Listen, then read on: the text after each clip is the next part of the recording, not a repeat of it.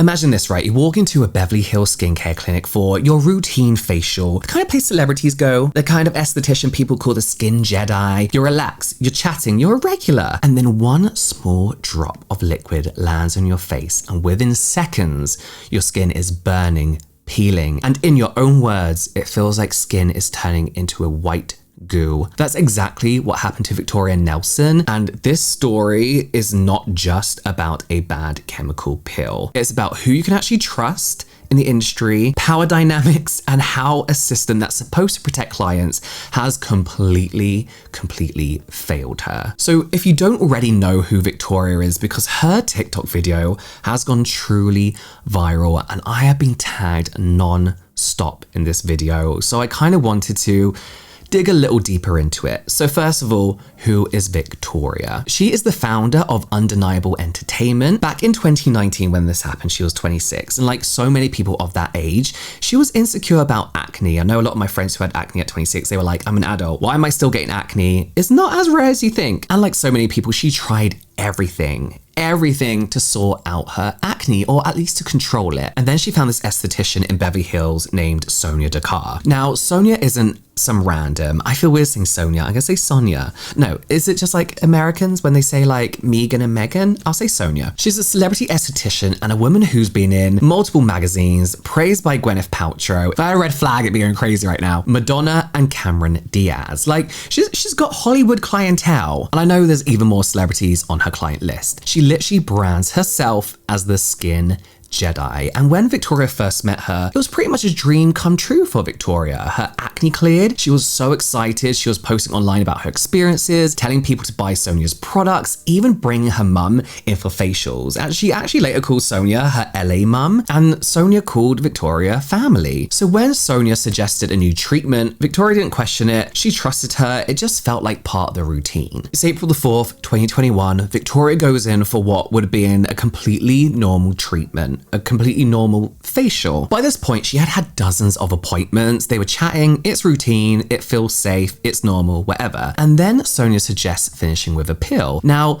Victoria had done pills with her before. It was fine. On her website, they were described as gentle, zero downtime, nothing scary, so she agrees. Like I said, this was just routine. She's had this done before. The pill is in this little dropper bottle, and Sonya starts applying it to the left cheek, forehead, and right cheek. But then a drop falls just below Victoria's eyebrow. Instantly, she feels this like intense burning feeling. If you've ever had a pill before, you know, it's like tingle. I would describe it as almost like staticky, a little sting, a little bit of a sting, but Victoria knew that this was different. This wasn't right. She didn't have any eye protection on, none was given to her, and her eyes started watering. Her tears actually moved some of the pill solution up towards her hairline. And she says to Sonya doesn't come naturally to me. She says to Sonya that, you know, it's hurting. It's starting to hurt now. So Sonya quickly rinses it off, gives her a fan, tries to calm her down. But Victoria says that her face feels like it's on fire. So she pulls out her phone, her camera to use as a mirror. And what she sees isn't cream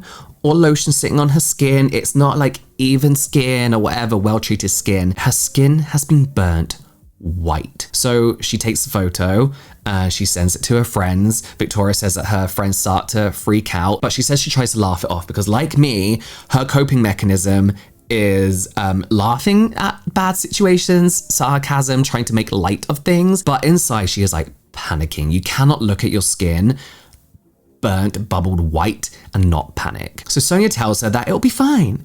She was like, she'll fix it. Give it a month and everything will be perfect. Everything will be back to normal. And then she still charges Victoria for the facial.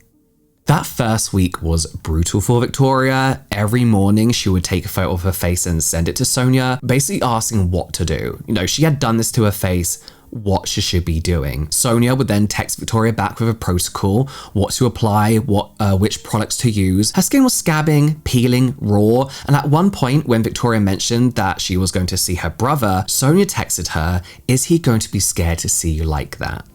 So she's fucked up her face, and now she's kind of like mocking her and telling her that she looked scary. Her brother wasn't scared, he was pissed, like he was angry, and he told her, he was like, you need to sue this woman. And while Victoria thought about it, she had just come out of like another legal battle with her ex, she says, and she was exhausted. She didn't want to do that. She didn't feel like she had the strength to go through all that again. So she just trusted Sonya. I mean, why wouldn't she, right? And whenever I do these videos, people do like to victim blame here, but why wouldn't you trust somebody that you've been seeing for such a long time, that you had so much trust in before, and is putting themselves forward as an expert, as a Jedi?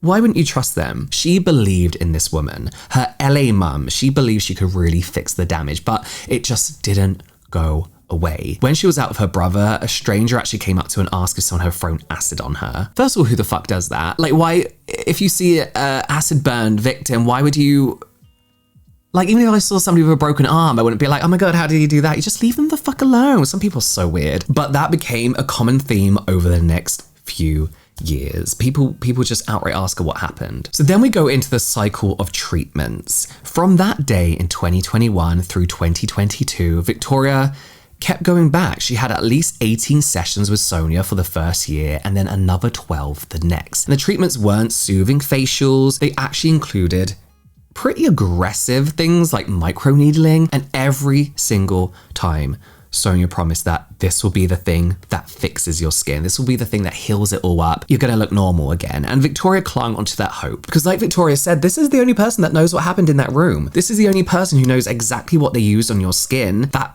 fizzled your skin away. Like, you'd think this would be the only person that could undo it. I get that train of thought. Bearing in mind, Sonya was still charging Victoria for all of this, even though it was her mistake. Victoria spent about $60,000 on Sonya after the burn, and the treatments were painful. They left her swollen, bleeding, scabbing. She was constantly checking her reflection, waiting to see improvement. Meanwhile, Sonya never referred her to another professional. Not a dermatologist, not a burn unit, no plastic surgeon, absolutely nothing and no one. And it wasn't until July of 2022 that Sonya asked a dermatologist for some advice. And the derm was horrified. First of all, she was confused about why she hadn't been referred to a burn unit like immediately, which would be, I think, anybody's first reaction, no? You got burnt, go to a burn unit. I mean, on the professional side, right? You burn a client, send them to the burn unit. Second, they questioned what chemicals Sonya had even used, because under Californian law, an esthetician isn't supposed to have access to agents that can do that level of damage. So that dermatologist put her on a new plan. 6 laser sessions, all making her $8,000 more out of pocket. Another promise that 6 sessions would fix everything, another bill, pretty much another disappointment. Okay, let's pause here because, like the dermatologist said, what was Sonya using as an esthetician that could have even done this to her skin? So we need to talk about the law. So in California, where they are based, estheticians are licensed by the Board of Barbering and Cosmetology. Their scope of practice, they can cleanse the skin, do extractions, apply makeup, and yes, perform very superficial peels, but they are limited to working in the stratum corneum, the very outer layer of skin. Anything that penetrates deeper, anything with a low pH, medium or deep peels, medical grade chemical solutions, that's well outside of their license. That's dermatologist or physician territory. And the same goes for microneedling. Estheticians can't just go a needle down into the dermis. That's a medical procedure. So why was Sonya doing it? Why was she doing it on Victoria? And these rules are important because once you cross that line, the risks are very, very serious. Burns, permanent pigment loss, and infections. And exactly what happened to Victoria is why these boundaries exist. And this isn't just me saying this. I don't know, I'm not an esthetician, but other licensed estheticians have reacted to Victoria's story, and they're just as shocked. They're just like, what the hell does she use? Charlotte Palomino, who's not only an esthetician, but also the co-founder of the skincare brand Dew, there it is, put it really, really clearly. She explained that estheticians are basically skin therapists. The license is short, about 4 months full-time schooling, or maybe a year if you're doing weekends. And the training is really specific, she says. You work within the very top layer of skin, the stratum corneum. She says that's your lane and you could do a lot in that space: exfoliation, hydration, barrier repair, where most skincare products live anyway. But once you start putting out low pH chemical peels, the stuff that penetrates deeper, that's no longer esthetician territory. She actually pointed pointed out, remember during lockdown when everyone was buying like chemical peels from Amazon? It was horrific. People were like freezing their skin. Remember, it was like turning white. I completely forgot about that, but Charlotte brings that up and mentions that that's actually what inspired one of her products, like the Deliverance Serum, because people were frying their faces, chasing results with treatments that are way too strong and that they had no business doing. So when she looked at Victoria's case, her reaction was, this is very likely a pill that was never supposed to be in an esthetician's hands. And Charlotte says that the biggest issue here isn't that a mistake happened in general, but instead of sending Victoria straight to a burn unit or a dermatologist, she was kept there. She was charged for treatments, told over and over that the next one would work. Charlotte summed it up perfectly, saying mistakes happen, but how you handle the mistake is the line between harm and healing, and in this case, that line was completely crossed. But going back to Victoria's story, that's what happened, unfortunately, and even into 2023, Sonya reached out telling Victoria to come back, and Victoria did, because in her mind, again, this was the only person who knew what to do with her skin, because she had been there when it happened. She spent another $10,000 in 1 year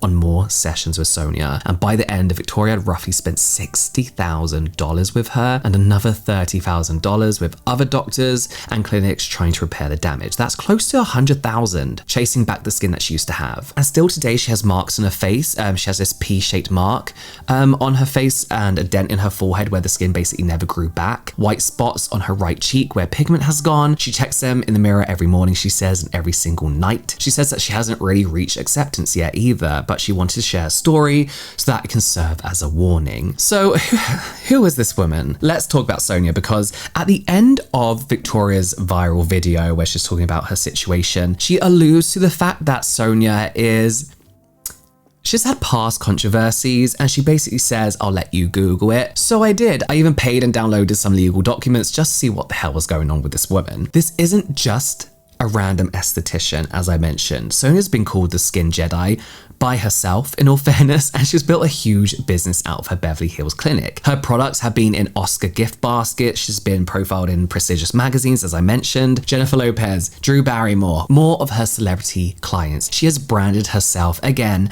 as the fairy godmother of skin. But there is a real history to this woman. This isn't the first time Sonya Dakar's name has appeared in legal filings. Far from it. Let's start with the family trademark wars back in the 2000s. The Dakar family business was a mess, an absolute mess. Sonya's husband Israel and their son Natan were battling against Sonya and their other kids over who actually owned the rights to Sonya Dakar, the name and the phrase the problematic skin specialist. We're talking lawsuits being flung back and forth at each other both in state and federal court. In one case, the Ninth Circuit Court of Appeals had to get involved because Sonya had an attorney re-register the trademarks in her name after they had lapsed. Other family members claimed that was fraudulent, essentially accusing her of stealing back the trademarks from the company. The court ultimately allowed those claims of malpractice and fraud against the attorney to move forward, meaning this wasn't some trivial family spat. It was a pretty serious litigation about who even had the right to sell Sonya Dakar products, those ones that were appearing in celebrity gift hampers. And then there's the bankruptcy filings around 2012. Sonya and her daughter both filed for Chapter 11 protection, even though court documents show that the business had between 10 million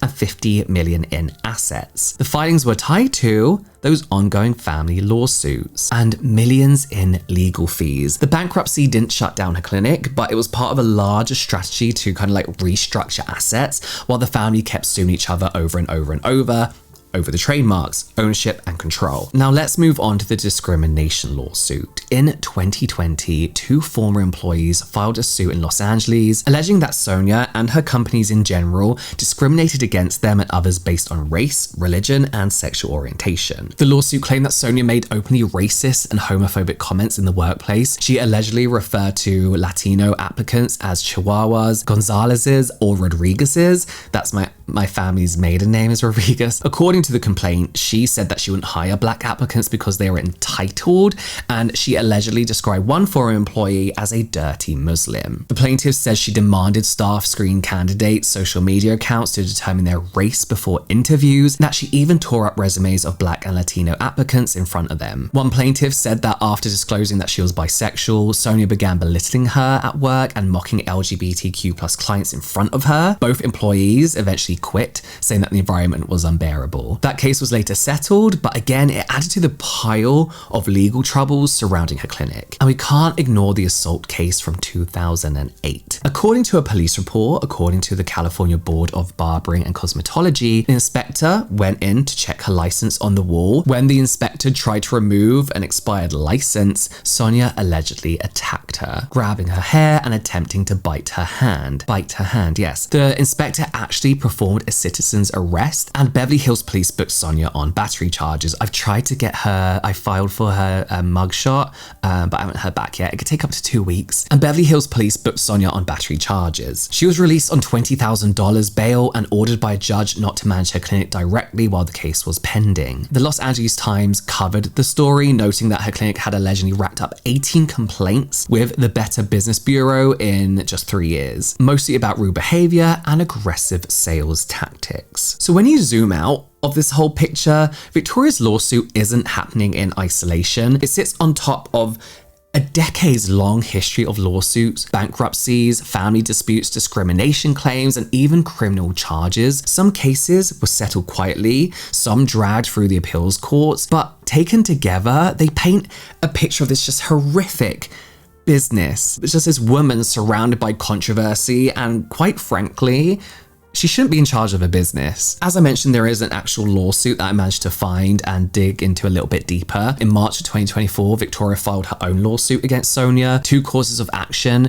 professional negligence and negligence. The complaint says that on April the 4th, 2021, Sonya applied a chemical peel by dropper. A drop landed near her eye, causing immediate burning. Victoria's skin turned white and gooey. She was not told what the chemical was. She was given no protective eyewear. She was charged for the facial that day. It just tells her story, mentioning the continuation of treatments not covered by Sonya's esthetician license whilst being charged for it. It describes the permanent burns, the pigment loss, the emotional trauma. So Victoria is obviously, and rightfully so, seeking damages for the medical costs and the emotional stress and the lasting injury. Important reminder here, this is a civil complaint. These are allegations. Sonya will have the chance to respond in court. It's interesting to see the written record line up with what Victoria has shared publicly. And I don't think Victoria's gonna have to work too hard at proving what Sonya did was wrong. So what can we learn from this? Because, you know, these are serious videos, and I have huge respect for Victoria for actually sharing what she's been through. It's not easy to do it. I feel so bad for her because in the video she was like, please don't be nasty about the pictures. I don't know why anyone would be nasty when something so horrific has happened to her. But, you know, as she mentioned, she posted this as a warning. So we need to kind of consider, what can we learn from this? If you are considering a pill, microneedling, or any advanced facial, check the license. Is this person an esthetician, a nurse, a doctor, a dermatologist? What are they legally allowed to do? It's very easy to find online what estheticians in your area, your country, etc., state can do. Ask what's in the bottle. What percentage, what pH, what's been applied to your face before they even apply it. Even if you don't know what that means, you need to know that they know that you are curious. It's good to know that they know as well, because by the sounds of it, Sonya shouldn't have been using this. And had she been educated in it, she should have known that she shouldn't have been using this. Ask about safety. Where's my fucking eye protection? What happens if something goes wrong? Get it in writing. You should always be given informed consent paperwork that explains the risks. Look for red flags. If you're being upsold mid-treatment, if someone says this has no downtime, but it's very clearly a strong peel, that is a warning sign. If your skin ever burns or if something feels wrong, don't wait. Don't let somebody keep telling you it'll be fine. Go straight to a doctor, or if it's severe, to the emergency room. Now, Victoria says that she still hasn't fully processed what's happened. As I mentioned earlier, she's gone through grief. She's gone through anger, disappointment, she says, but she hasn't reached acceptance. She looks at her face every day still, sees those scars, and she made her story public because she doesn't want this to happen to anyone else. She says in her video, this isn't a woe is me video. This is a be warned video. Not everyone offering services should be offering them. And just because it's Beverly Hills, just because it's a celebrity esthetician and they've called themselves a Jedi, that's my words, doesn't mean you're safe. And honestly, that's the key takeaway. You can walk into the shiniest clinic with the most famous name attached to it and still walk out permanently changed. Gwyneth Paltrow should be the red flag. So yes, let this story be a warning. Protect yourself, ask the uncomfortable questions. If something feels wrong, advocate for yourself. Get the fuck out there. But at the end of the day, your skin, your health, your safety, they're worth more than any facial treatment, any promise, or any esthetician with celebrity clients.